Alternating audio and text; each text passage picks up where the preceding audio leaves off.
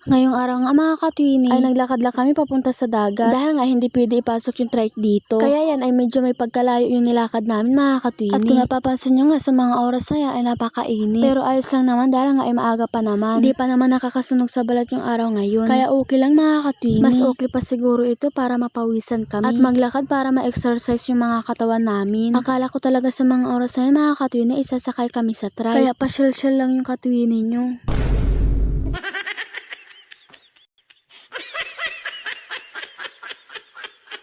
Maya-maya nga lang mga katwini ay malapit na kami sa dagat. Charan! Nandito na kami sa dagat. Astig, nandito na agad.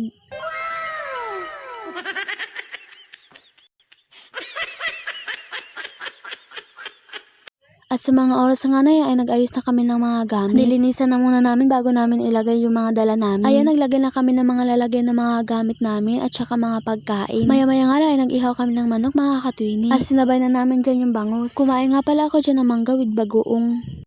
Yan. Mangga. Mangga.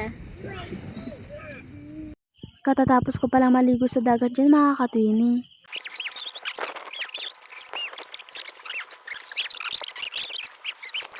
Maya-maya nga lang ipauwi na kami sa mga oras na yan. Bago nga pala tatapos na aking vlog mga katwini, huwag kalimut na mag-follow, like and comment. Thank you for watching. Bye!